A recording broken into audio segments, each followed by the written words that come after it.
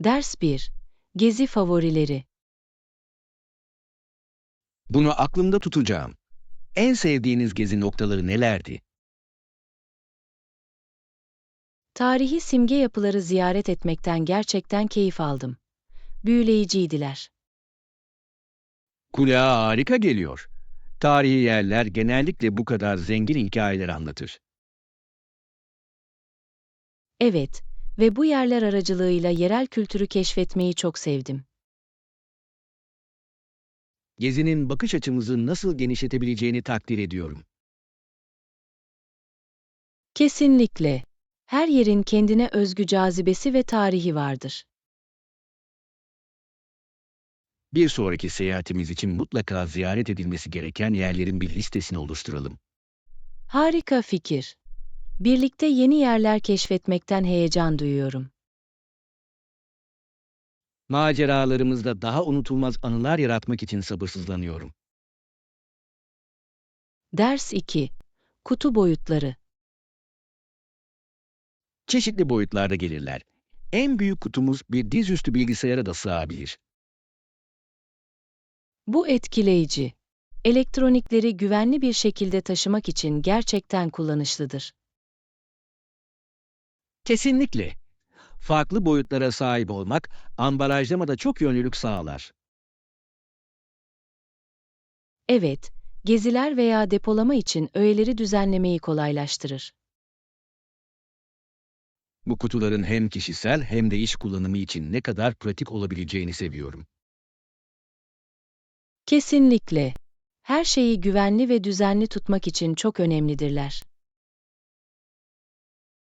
Başka nelerin mevcut olduğunu görmek için daha fazla seçeneği keşfedelim. İyi fikir. Tüm ihtiyaçlarımıza uygun kutular bulabileceğimizden eminim. Depomuz için mükemmel çözümleri bulmayı dört gözle bekliyorum. Ders 3. Düğün sevinci. Düğün sırasında oldukça neşeli müzik çalarken kilisedeki bazı insanlar ağladı ama üzgün oldukları için değil. Bu dokunaklı. Düğünler bu kadar güçlü duygular uyandırabilir. Kesinlikle. Sevinç ve sevgi dolu güzel bir an. Evet, bu tür kutlamalar sırasında mutluluk gözyaşları çok yaygındır. Düğünlerin aşkı kutlamak için insanları bir araya getirmesini seviyorum. Ben de. İlişkilerin önemini hatırlatıyor. Düğünlere katıldığımızda o anlara değer verdiğimizden emin olalım. Evet, fotoğraflardaki duyguları yakalamak için harika bir yoldur. Bir sonraki düğünde sevgi ve mutluluğu kutlamak için sabırsızlanıyorum. Ders 4. Ford'un mücadelesi. Bu hikayenin arkasında Ford üzerindeki ithal araçlarla rekabet etmek için küçük bir araba üretme baskısı var. Bu ilginç. Otomotiv endüstrisi her zaman zorlu rekabetle karşı karşıya kaldı.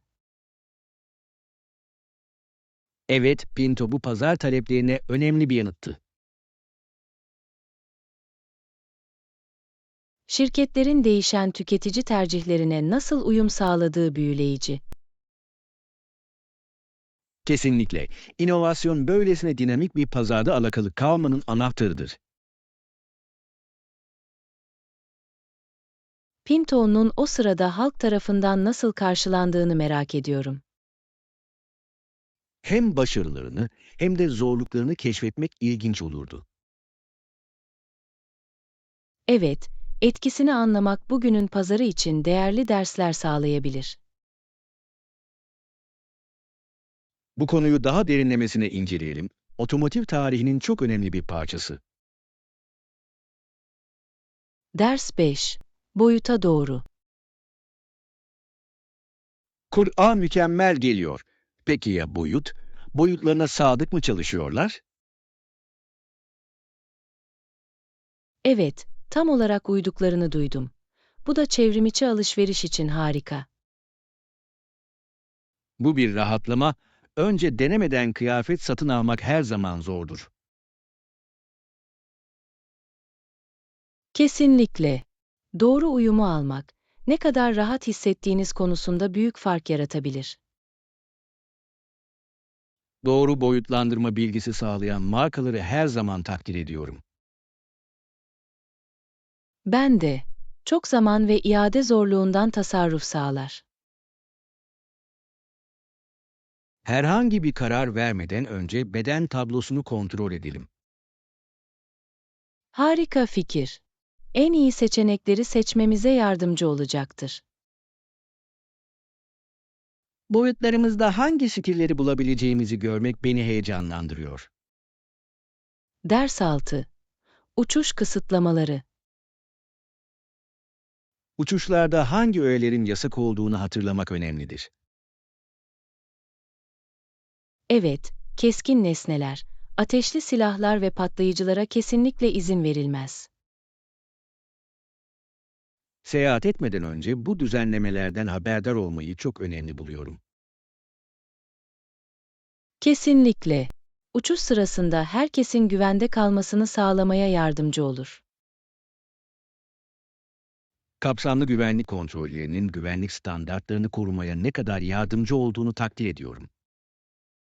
Evet ve kuralların farkında olmak biniş sürecini daha sorunsuz hale getirebilir. Havaalanına gitmeden önce çantalarımızı tekrar kontrol edelim. İyi plan. Bizi son dakika sürprizlerinden kurtaracak. Seyahatimizi dört gözle bekliyorum ve tüm yönergeleri takip ettiğimizden emin olacağım. Ders 7. Giderlerin izlenmesi. Şimdi tüm harcamalarla bütçelemenin önemini anlıyorum. Kesinlikle. Yolculuk sırasında harcamalarınızı takip ettiniz mi? Evet, paramızın nereye gittiğini görmek için her masrafı not etmeye çalıştım. Bu akıllı bir yaklaşım. Tasarruf edebileceğimiz alanları belirlemeye yardımcı olur. Kesinlikle.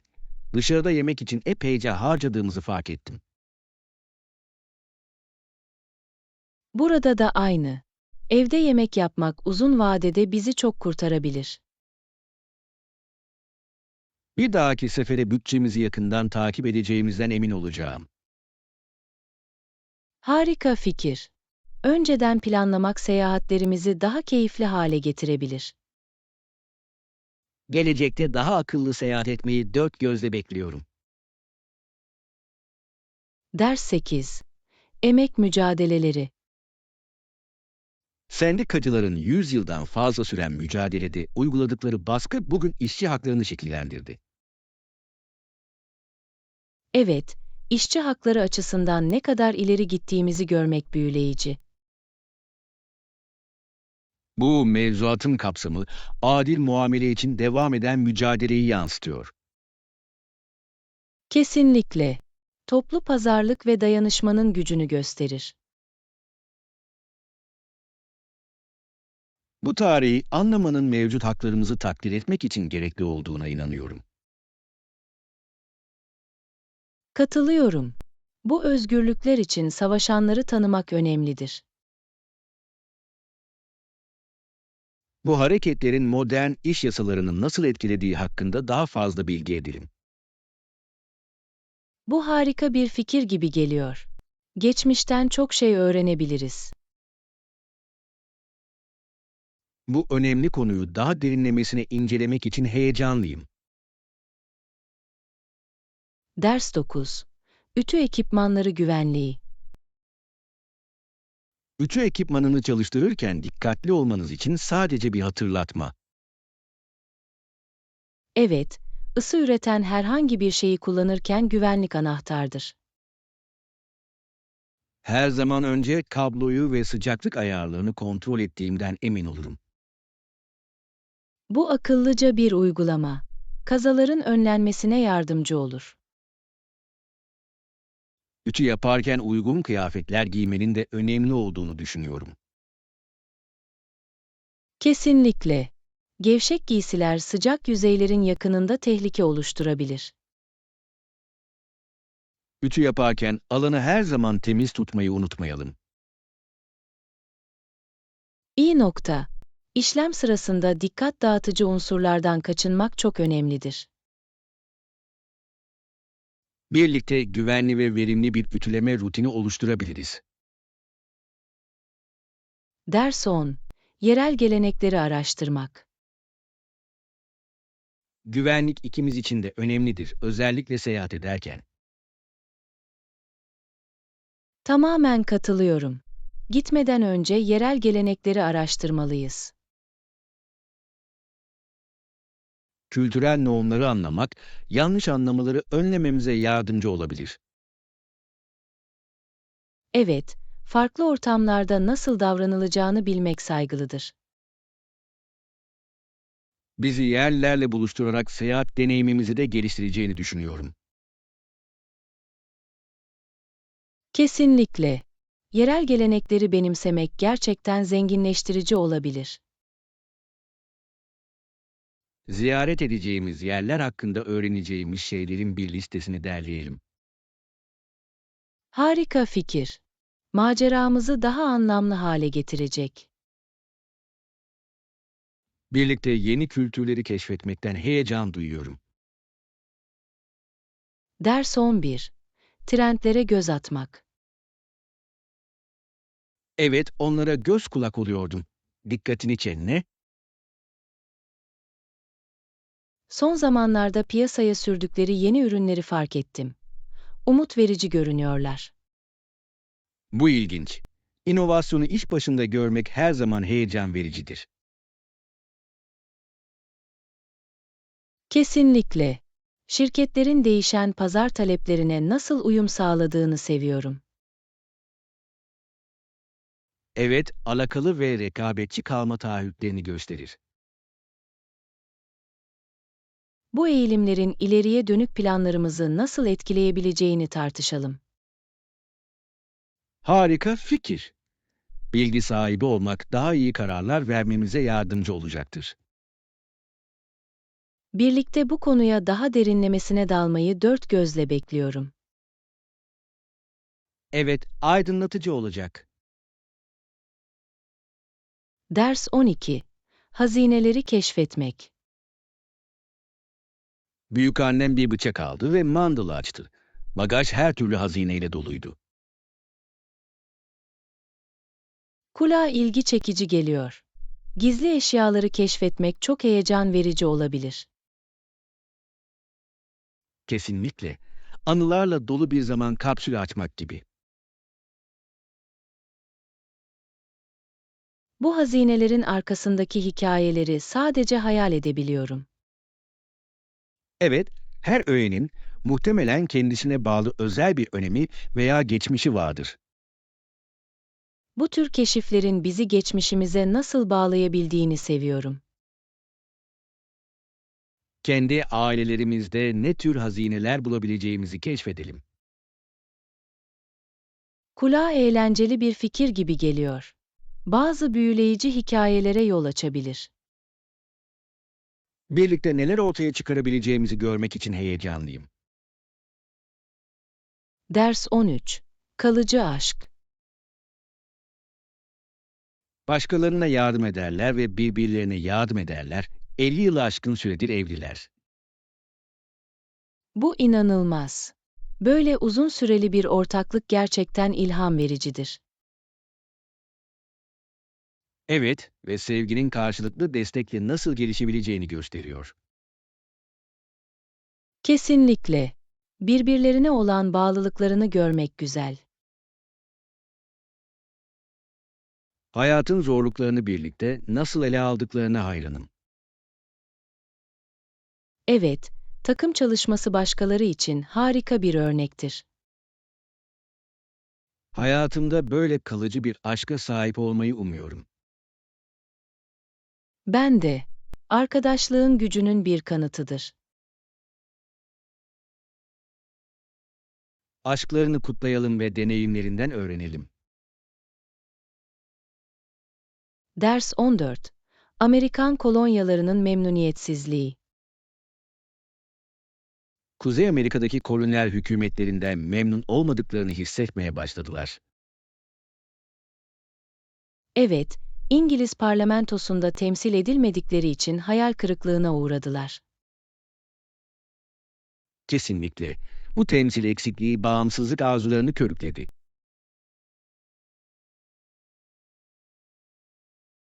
Bu duyguların önemli tarihsel olaylara nasıl yol açtığı ilginç. Evet, nihayetinde tarihin akışını değiştiren hareketleri ateşledi. Bu bağlamı anlamanın modern yönetişimi kavramak için çok önemli olduğuna inanıyorum. Kesinlikle. Bu süre zarfında ortaya çıkan olaylar hakkında daha fazla bilgi edelim. Harika fikir. Tarihin bugünümüzü nasıl şekillendirdiğini görmek büyüleyici.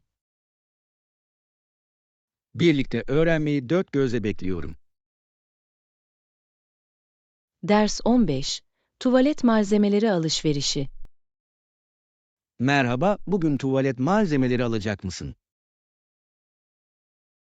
Evet, banyo malzemelerini yeniden stoklamalıyım. Birkaç şeyim tükendi. Bu iyi bir fikir gibi geliyor. İhtiyacınız olan her şeye sahip olmak hayatı kolaylaştırır. Kesinlikle. Diş macunu veya şampuan gibi önemli eşyaların tükenmesine dayanamıyorum. Ben de aynı şekilde hissediyorum. Özellikle beklenmedik geziler için hazırlıklı olmak her zaman en iyisidir. Evet, ve ben bu sırada yeni ürünler denemeyi seviyorum. Bu harika bir yaklaşım. Yeni markaları keşfetmek eğlenceli olabilir. Kesinlikle. Hadi dükkana gidelim. Eminim bazı iyi fırsatlar bulacağız. Bunu dört gözle bekliyorum. Tuvalet malzemeleri için alışveriş yapmak şaşırtıcı derecede keyifli olabilir. Ders 16. Tatil konaklamaları. Ailem tatile gittiğinde genellikle seyahatleri için uygun olan bir motel veya otelde kalırlar. Bu ortak bir seçim. Moteller veya otellerde kalmak, seyahatleri sırasında onlara konfor ve erişilebilirlik sağlayabilir. Kesinlikle. Daha sonra yemek pişirmek veya temizlik yapmak zorunda kalmadan tatillerinin tadını çıkarmaya odaklanmalarını sağlar. Evet, oda servisi ve havuzlar gibi olanaklara sahip olmak, genel deneyimlerini ve rahatlamalarını artırabilir. Uzun bir keşif gününden sonra kendilerini rahat hissetmelerinin ve gevşeyebilecekleri bir yere sahip olmalarının önemli olduğuna inanıyorum. Kesinlikle. Doğru konaklama yerlerini bulmak, unutulmaz tatil deneyimleri yaratmada tüm farkı yaratabilir. Bence yaklaşan seyahatimiz için benzer düzenlemeleri düşünmeliyiz. Zevkimizi en üst düzeye çıkarmamızı sağlar. Bu harika bir fikir gibi geliyor. Bütçemize ve tercihlerimize uyan bazı seçenekleri araştıralım. Evet ve benzersiz deneyimler sunan yerleri de göz atalım. Seyahatimizi daha da heyecanlı hale getirecek. Ders 17. İletişim seçimleri. Telefonumu uzaktayken onlarla iletişim kurmak için kullanıyorum. Bu dijital çağda çok akıllıca bir hareket. Evet, bağlantıda kalmak artık çok kolay. Mobil teknoloji sayesinde. Mesafeye rağmen ilişkilerin sürdürülmesine yardımcı olur. Kesinlikle. Planları koordine etmek ve herkesin aynı sayfada olduğundan emin olmak için inanılmaz derecede yararlı buldum. Kesinlikle. Daha yakın hissetmek için ne kadar hızlı mesaj, fotoğraf ve hatta video görüşmeleri alışverişinde bulunabileceğimiz şaşırtıcı. Evden uzakta olmanın getirdiği yalnızlığın bir kısmını hafifletmeye yardımcı olduğunu düşünüyorum. Evet ve nerede olursanız olun gününüzü aydınlatabilecek, kendiliğinden konuşmalara izin verir. Daha fazla aynı fikirde olamazdım. Son zamanlarda seyahat ettiğinizde daha bağlı hissetmenize yardımcı oldu mu? Kesinlikle. Deneyimlerimi gerçek zamanlı olarak paylaşabilmeyi çok sevdim ve arkadaşlarıma yolculuğun bir parçası olduklarını hissettirdi. Bu harika. Kendi maceralarımızda bile bağlantıda kalmak için telefonlarımızı akıllıca kullanmaya devam ettiğimizden emin olalım. Ders 18. Siyasi farkındalık. Adaylar ve politikaları söz konusu olduğunda, özellikle seçim sezonunda haberdar olmak için akıllıca bir yaklaşımdır. Çeşitli adaylar hakkında çok fazla araştırma yapıyorum. Platformlarını anlamak bilinçli kararlar vermek için çok önemlidir. Kesinlikle. Sadece sözlerini değil, aynı zamanda bu politikaların topluluğumuzu ve geleceğimizi nasıl etkileyebileceğini de bilmek önemlidir. Evet, politikaları hakkında tartışmalara katılmak, seçimlerimizin sonuçlarını daha iyi anlamamıza yardımcı olabilir. Bilgili bir seçmen olmanın bizim için en önemli konuları savunmamızı sağladığına inanıyorum. Kesinlikle. Demokratik sürece katılmak ve liderlerimizi sorumlu tutmak bizim sorumluluğumuzdur. Bu konuşmayı yaptığımıza sevindim. Başkalarını katılmaya ve yurttaşlık görevleri konusunda proaktif olmaya teşvik etmek hayati önem taşıyor. Evet, arkadaşlarımızın ve ailemizin de bilgilendirilmesine yardımcı olabilecek bilgi ve kaynakları paylaşmaya devam edelim. Birlikte siyasi katılım söz konusu olduğunda eğitime ve farkındalığa değer veren bir toplumu teşvik edebiliriz. Ders 19. Kültürel çeşitlilik. Bazı Fransız Kanadalıların ve Acadialıların yıllar içinde bu adanın kültürünü nasıl şekillendirdiklerini düşünmek büyüleyici. Aslında, eşsiz gelenekleri ve tarihleri yerel topluma çok fazla zenginlik katıyor. Ki bu kutlamamız gereken bir şey. Kesinlikle. Daha geniş kültürel dokuya entegre olurken farklı kimliklerini korumayı nasıl başardıkları ilginç.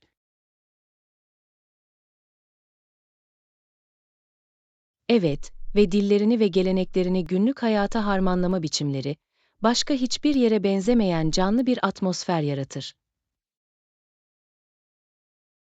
Yıllar içinde bu kültürel etkileşim nedeniyle adanın sosyal dinamiklerinin ne kadar değiştiğini sık sık merak ediyorum. Modern toplumla gelen değişikliklere uyum sağlarken, miraslarını dengelemek onlar için oldukça bir yolculuk olmalı. Kesinlikle ve herkesin daha kapsayıcı bir topluluğa katkıda bulundukları için bu farklılıkları takdir etmesi ve saygı duyması çok önemlidir. Tamamen katılıyorum. Çeşitliliği anlamak ve kucaklamak, ilgili herkes için bir aidiyet duygusunu teşvik edebilir. Kültürel alışverişin hepimizi zenginleştirdiğini ve ortak tarihimizle gurur duymalıyız. Güzel bir hatırlatma.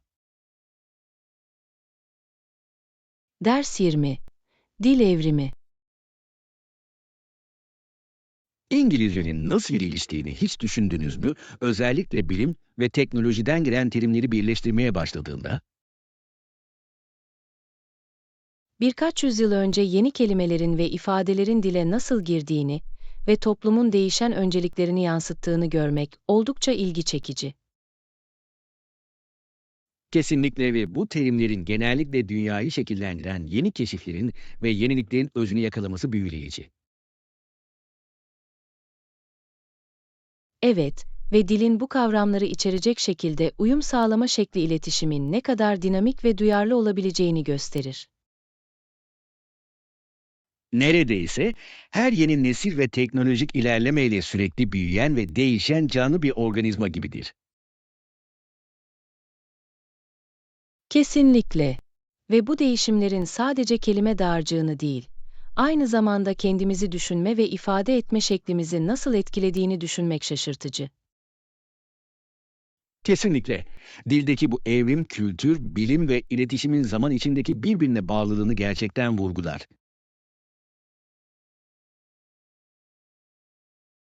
Bu bakış açısını seviyorum. Bize dilin sadece iletişim aracı olmadığını, aynı zamanda kolektif yolculuğumuzun bir yansıması olduğunu hatırlatıyor. Bu büyüleyici bir konu ve öğrencilerin her gün kullandıkları kelimelerin arkasındaki tarihi takdir etmelerinin önemli olduğunu düşünüyorum. Ders 21. Bakım sırasında rahatlık. Prosedürüme girdiğimde annemin deneyim boyunca beni desteklemek için orada olacağını bilmek güven verici. Bunu duymak harika. Yanınızda tanıdık birinin olması. Bu anlarda nasıl hissettiğiniz konusunda gerçekten önemli bir fark yaratabilir. Kesinlikle. Hemşirelerin gerçekten özenli olduklarını ve ben oradayken rahatlatıcı bir atmosfer sağlamak için ellerinden geleni yapacaklarını duydum. Evet ve size bir içki sunacaklarını ve rahat etmenize yardımcı olacaklarını bilmek, sahip olabileceğiniz endişelerinizi hafifletmeye yardımcı olabilir. Sağladıkları bakım için gerçekten minnettarım. Belirsizlik zamanlarında şefkatli profesyonellerin olması çok önemlidir. Gerçekten öyle ve bence tüm süreci daha az göz korkutucu hale getirebilecek bir destek sisteminiz olması harika. Kesinlikle. Yalnız olmayacağımı bilmek buna daha olumlu bir zihniyetle yaklaşmama yardımcı oluyor. Ruh bu. Aldığınız bakım ve desteğe odaklanmak, bu tür deneyimler sırasında bakış açınızı gerçekten değiştirebilir. Ve özellikle yaşamdaki zorluklarla karşılaşırken güçlü bir destek ağına sahip olmanın ne kadar hayati olduğunun bir hatırlatıcısıdır. Ders 22. Denizcilik mirası. Yaklaşık 200 yıldır balıkçıların Tigris Kove'de çalıştıklarını ve zengin deniz mirasına katkıda bulunduklarını biliyor muydunuz? Bu inanılmaz. Bu yerin tarihi, okyanus ve geçim kaynakları için ona güvenenlerin yaşamlarıyla o kadar iç içe geçmiştir. Evet, geleneklerinin ve uygulamalarının nesiller boyunca nasıl aktarıldığını düşünmek büyüleyici. Kesinlikle. Bu balıkçıların hikayeleri geçmişin yankıları gibidir. Bize doğayla bağlantılı daha basit bir zamanı hatırlatır. Tigris Kove çevresindeki nefes kesici manzara cazibeye katkıda bulunur ve kıyı güzelliğini takdir edenler için mutlaka ziyaret edilmesi gereken bir yer haline getirir. Kesinlikle. Engebeli manzaranın Atlantik'in çalkantılı sularıyla buluştuğu ve eşsiz bir atmosfer yarattığı bir yer. Dahası topluluğun balıkçılık köklerine tutunurken gelişme şekli, dayanıklılığın ve uyarlanabilirliğin bir kanıtıdır. Tamamen katılıyorum. Buradaki insanların modern zorlukları kucaklarken miraslarını nasıl onurlandırdığını görmek ilham verici. Eski ve yeninin bu karışımı, bölgenin kültürel halısını gerçekten zenginleştirir. Hem ziyaretçileri hem de yerlileri çeker. Ders 23. İtalyan lezzetleri. Biliyorsun, İtalyan mutfağına karşı bir zaafım var. Tatlar hakkında damak tadımı gerçekten büyüleyen bir şey var. Tamamen anlıyorum. Makarna ve pizza kesinlikle benim de zayıf yönlerim. Her yemek bir gelenek ve tutku hikayesi anlatıyor gibi görünüyor. Kesinlikle. İster kremalı bir Alfredo, ister klasik bir margherita pizzası olsun, her lokmada karşı konulmaz bir çekicilik var. Ve yemekleri gerçekten olağanüstü bir şeye dönüştüren fesleğen ve domates gibi taze malzemeleri unutmayalım.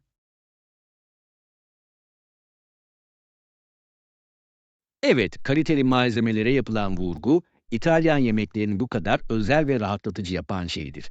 Neredeyse içeriden sıcak bir kucaklama gibi. Daha fazla aynı fikirde olamazdım. Ayrıca, çeşitlilik sonsuzdur. Farklı bölgeleri ve geleneksel tariflerin benzersiz yorumlarını keşfedebilirsiniz. Kesinlikle. İtalya'daki her bölgenin kendi dokunuşunu eklemesi ve bize şımartmak için sayısız seçenek sunması büyüleyici. Ve bir yemeği paylaşma deneyimi, özellikle bir İtalyan ortamında, başka hiçbir yerde kopyalanması zor bir topluluk duygusu yaratır. Bu doğru. Kahkaha ve güzel sohbetle çevrili birlikte yemek yemek, yemeğin tadını daha da iyi hale getirir. Ders 24. Ayrıntılara dikkat. Bu yüzden zeminde küçük bir sorun olduğunu fark ettim.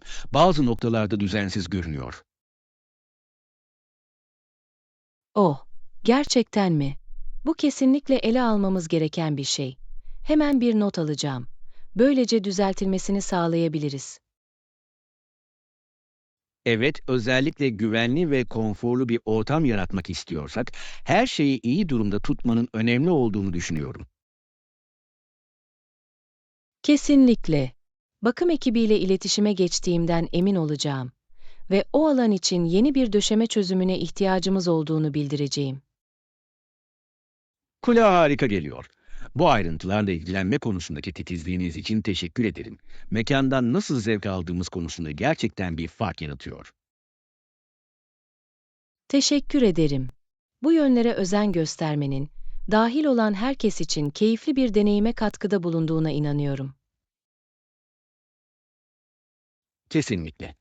Bakımlı bir ortam değerlerimizi ve kaliteye olan bağlılığımızı yansıtır ve ziyaretçiler üzerinde kalıcı bir izlenim bırakır. Daha fazla aynı fikirde olamazdım. Her şey insanları rahat hissetmeye teşvik eden davetkar bir atmosfer yaratmakla ilgili. Ve eminim döşeme ele alındıktan sonra alanın genel çekiciliğini önemli ölçüde artıracaktır. Ders 25. Yeni hobileri keşfetmek. Şu anda nasıl bir hobim olmadığını düşünüyordum ve yaratıcılığımı ateşleyecek bir şeye ihtiyacım olduğunu hissediyorum. Bu tamamen anlaşılabilir. Bir hobi bulmak, kendinizi ifade etmenin ve günlük stresten gevşemenin harika bir yolu olabilir. Kesinlikle. Ne denememi öneriyorsun? Fikirleri açığım ama nereden başlayacağımı bilmiyorum.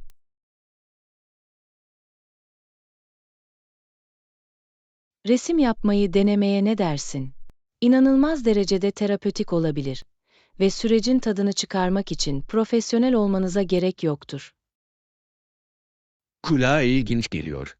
Her zaman sanata hayran oldum ama kendimi yaratmaya hiç dalmadım. Her şey onunla eğlenmekle ilgili. Mükemmel olmak için herhangi bir baskı olmadan renkleri ve teknikleri deneyebilirsiniz. Bu mantıklı.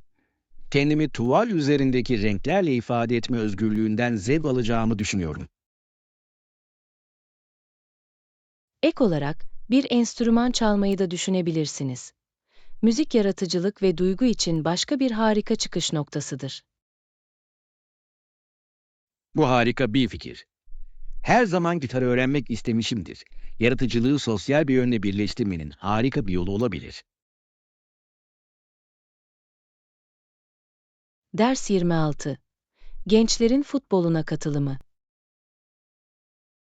Bir gün futbol oynayan kız sayısının dünyanın birçok yerinde çocuklar arasındaki erkek sayısına eşit olduğu bir zaman görmeyi umuyorum. Bu harika bir başarı olurdu. Futbol evrensel olarak sevilen bir spordur ve herkes için kapsayıcı olmayı hak ediyor. Tamamen katılıyorum. Genç kızları spora katılmaya teşvik etmek çok önemlidir. Çünkü takım çalışmasını teşvik eder ve güven oluşturur. Evet ve eşit fırsatlar sağlamak, klişeleri ortadan kaldırmaya ve yeni nesil kadın sporcuları güçlendirmeye yardımcı olabilir. Kesinlikle. Kızların sporda rol modelleri gördüklerinde tutkularını sınırlama olmadan sürdürmeleri için onlara ilham verdiğine inanıyorum. Kesinlikle. Birçok kuruluş şimdi kızların katılımını teşvik etmeye odaklanıyor. Bu da doğru yönde atılmış önemli bir adım. Bu hareketin nasıl geliştiğini ve sporda nasıl daha dengeli bir temsile yol açabileceğini görmek beni heyecanlandırıyor. Ben de genç kadın sporcuların yeteneğini ve özverilerini erkek meslektaşları kadar kutlamanın zamanı geldi. Kızları spora katılmaya teşvik eden girişimleri desteklemeye devam edelim. Birlikte bir fark yaratmaya yardımcı olabiliriz. Ders 27. İlerleme üzerine düşünceler. Geçtiğimiz 10 yılı düşünürken, vatandaşların ve benim şimdi önemli değişikliklere tanık olan bir yüzyılın ortasından 10 yıl geride kaldığımızı fark ediyorum. Bu süre zarfında, özellikle teknoloji ve toplumsal normlar açısından ne kadar geliştiğini düşünmek dikkat çekicidir. Kesinlikle. Gördüğümüz gelişmeler günlük hayatımızı değiştirdi ve onlarla birlikte uyum sağlamayı ve büyümeyi gerekli kıldı. Evet ve bu değişikliklerin toplum olarak değerlerimizi ve bakış açılarımızı nasıl etkilediğini düşünmek de ilginç. Tamamen katılıyorum. Kolektif kimliğimizi şekillendiren çeşitli zorluklar ve fırsatlarla yüzleşmek zorunda kaldık. Bu bir büyüme yolculuğu değil mi? Her deneyim, bu topluluğun bir parçası olmanın ne anlama geldiğini anlamamıza katkıda bulunur. Kesinlikle. Ve ilerledikçe geleceğe açık fikirlerle kucaklarken geçmişimizi düşünmek önemlidir.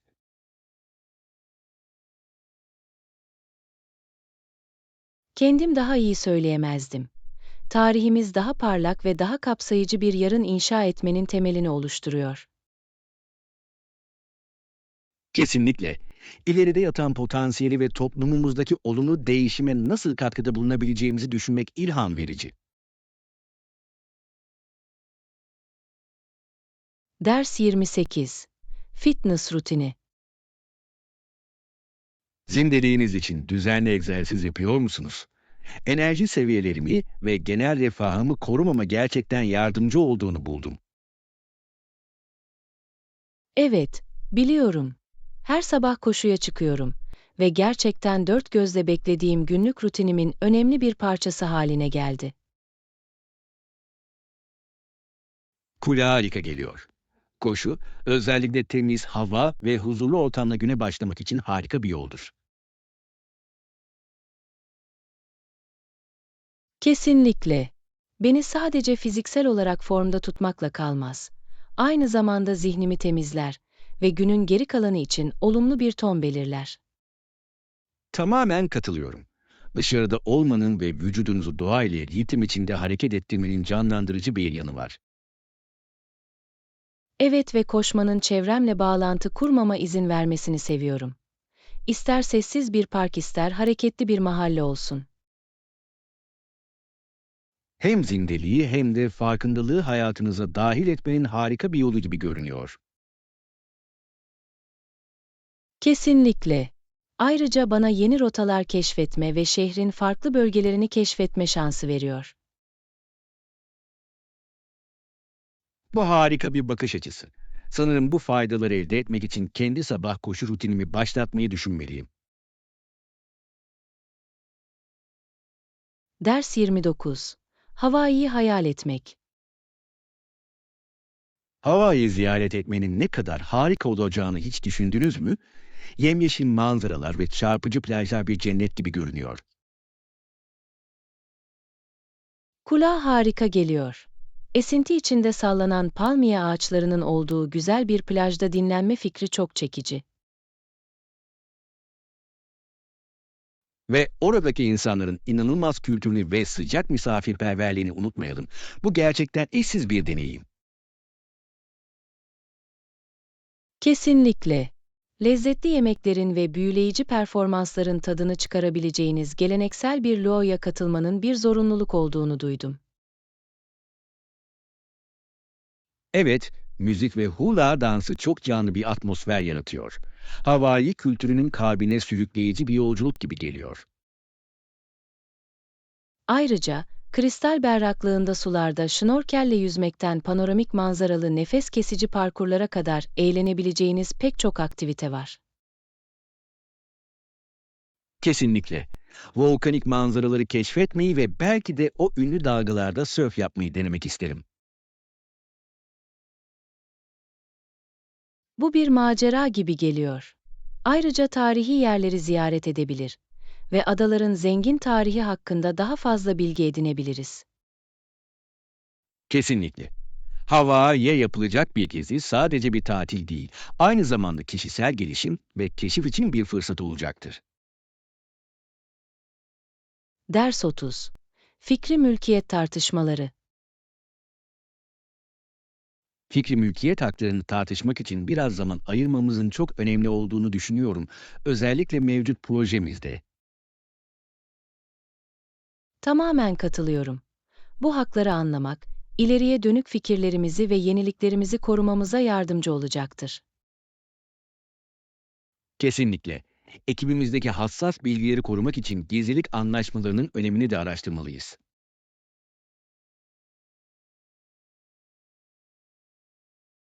Evet, herkesin düşüncelerini paylaşırken kendini güvende hissetmesini sağladığından, yaratıcı projelerde işbirliği yaparken gizlilik anahtardır. Bu konuları önceden ele alarak birbirimizin katkılarına güven ve saygı üzerine inşa edilmiş güçlü bir temel oluşturabileceğimize inanıyorum. Kesinlikle. Sadece işimizi korumakla kalmayacak, aynı zamanda herkesin değerli hissettiği işbirlikçi bir ortamı da teşvik edecektir. Ve net yönergelere sahip olmak, gelecekte olası anlaşmazlıklardan kaçınmamıza yardımcı olacak ve gerçekten önemli olan şeylere odaklanmamıza izin verecektir. Yaratıcılığımız. Bu harika bir nokta. Herkes haklarını ve sorumluluklarını anladığında, üretkenliğimizi ve motivasyonumuzu artırır. Bu konuda aynı sayfada olduğumuza sevindim. Olumlu ve profesyonel bir atmosfer yaratmaya kararlı olduğumuzu gösteriyor.